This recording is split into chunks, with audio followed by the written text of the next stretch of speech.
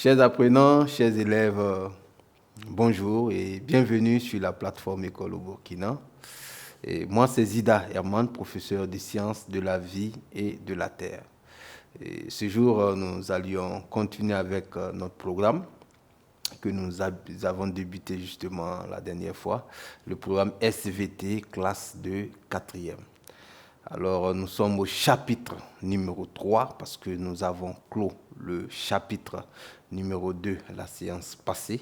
Le chapitre numéro 2 parlait justement des roches exogènes. Nous sommes toujours dans l'étude des roches. On a parlé des roches endogènes en chapitre 1, ensuite les roches exogènes en chapitre 2. Ce jour, nous allons aborder un autre type de roches, les roches métamorphiques en chapitre 3.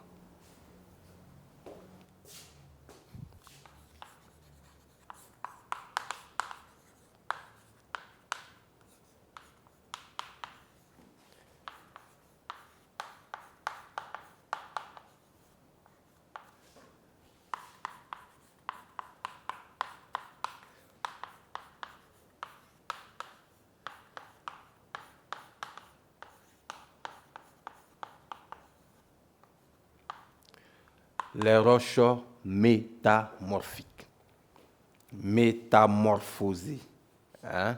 Les roches qui ont subi justement un métamorphisme. Ok. Donc l'exemple de roches que nous allions prendre ici, c'est le gneiss. Exemple, le gneiss et le micaschiste.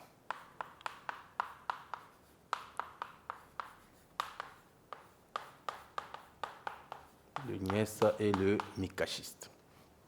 Bien, ces deux roches, ce sont des roches justement qu'on peut assimiler au granit pour le premier et l'autre l'assimiler justement au basalte. Voilà. Donc, ce sont des roches qui ont également une structure profonde parce que ce sont des roches qui découlent justement des roches magmatiques. Nous avons étudié les roches magmatiques justement en début de programme, pour ceux qui se rappellent. On a parlé du basalte, on a parlé du granit. Donc ces roches que nous allons étudier tout à l'heure sont des roches justement qui découlent des roches magmatiques. Voilà. Comme d'habitude, nous allons mettre notre plan d'étude en marche, voilà, avec l'étude des caractères et des propriétés. Petit 1, caractères et propriétés.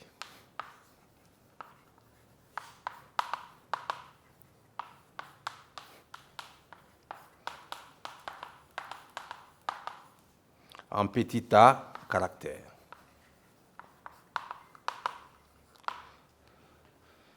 Bien, pour l'étude du caractère, les éléments du caractère, on va encore revenir là-dessus parce qu'à chaque fois qu'on doit étudier une roche, naturellement, il faut faire appel justement à ces éléments du caractère-là, à savoir la couleur, la cohérence, la porosité, la présence ou l'absence de fossiles, la texture, la structure et aussi la transparence. Ce sont des éléments que vous devez connaître. C'est à travers cela justement que vous pouvez étudier la roche. Alors, pour ce cas présent, nous allons réaliser un tableau, voilà, et ensemble, nous allons compléter le tableau, parce qu'on va faire le tableau avec les éléments du caractère à l'intérieur, et ensemble, nous allons compléter ce tableau-ci. Chers apprenants, chers élèves, vous l'avez en face de vous, le tableau, voilà, où il y a les éléments du caractère, voilà, ainsi que des cas justement à remplir. Voilà. Donc les deux roches concernées, c'est le gneiss et le micaschiste. Avant tout propos, voilà, j'aimerais vous dire que le gneiss n'est pas très différent du granit, parce que je n'ai pas de gneiss à ma possession, mais j'ai du granit. Voilà, le gneiss ressemble beaucoup au granit. De toute façon, c'est la même origine. Là, j'ai du basalte en main. Le basalte également s'assimile au micaschiste. Voilà, c'est une roche sombre et noire. Le micaschiste est sombre et noir. Ils ont pratiquement les mêmes propriétés. Le gneiss, par contre, c'est une roche grise, par moments rose. Effectivement, le granit, il y a du granit gris, il y a du granit qui est de couleur rose. Ils ont effectivement la même consistance, la même couleur. Donc, je vais utiliser justement ces deux roches-là pour que nous puissions ensemble remplir le tableau. Bien, en ce qui concerne la couleur, le gneiss, comme je le disais, ressemble beaucoup au granit. La couleur, nous avons du gneiss gris, du gneiss rose, voilà. On va ajouter ressemble au granit. Ressemble au granit. Et en ce qui concerne le micaschiste, qui s'assimile justement au basalte, on va parler de la couleur noire, sombre, voilà, ressemble au basalte. Ressemble au basalte. Voilà. Bien, en ce qui concerne la cohérence, que ce soit le gneiss, que ce soit le micaschiste, ce sont des roches cohérentes et compactes. Voilà. Cohérent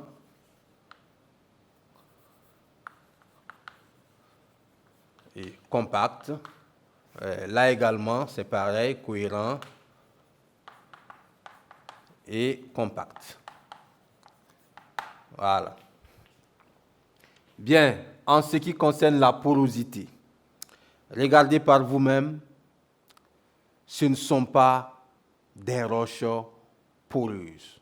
Ce sont des roches à structure profonde. Ce sont des roches qui sont issues justement des roches magmatiques. Donc, il n'y a point de possibilité que ces roches-là soient des roches poreuses. Donc, gneiss non poreux, micaschiste non poreux. Bien. Présence ou absence de fossiles. Comme je le disais, ce sont des roches dont l'origine est le magma. Voilà. L'origine première est le magma. Donc, du coup, il n'y a point de possibilité, parce que ce sont des roches à structure profonde, il n'y a point de possibilité qu'il y ait un être vivant, voilà, animal ou végétal quelque part, qui puisse se trouver à l'intérieur. Ce n'est point possible. Donc, absence de fossiles. Pas de fossiles.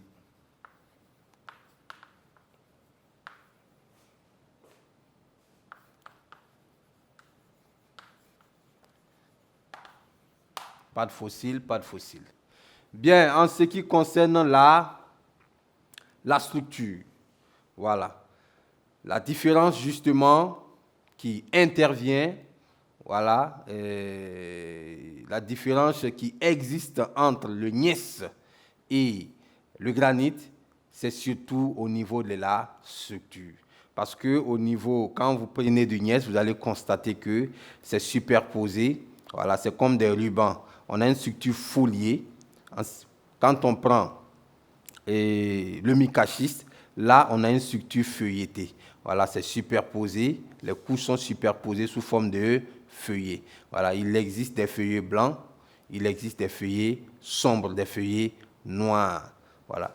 Pourtant, ici, on n'a pas ce système de feuillets là. Voilà. Donc, ça constitue justement une différence entre ces deux roches. Donc, en ce qui concerne la structure, ici, nous allons dire folier. Structure foliée, structure rubanée. Voilà. En ce qui concerne le micaschiste, nous avons une structure feuilletée. Feuilletée, comme vous l'entendez, en feuillet. La texture est grenue parce que les cristaux sont visibles à l'œil nu. Structure grenue. Et là également, nous avons structure grenu. En ce qui concerne la transparence, est-ce que ces deux roches-là se laissent traverser par la lumière? Je dirais non. Non, parce que justement, quand vous les présentez à la lumière, on ne voit pas à l'intérieur, donc on dira que ces deux roches sont opaques. Opaques, ne se laissent pas traverser par la lumière. Chers apprenants, chers élèves, nous voici au terme de l'étude des caractères de ces deux roches. Donc, nous allons passer au petit b, où nous allons parler justement des propriétés.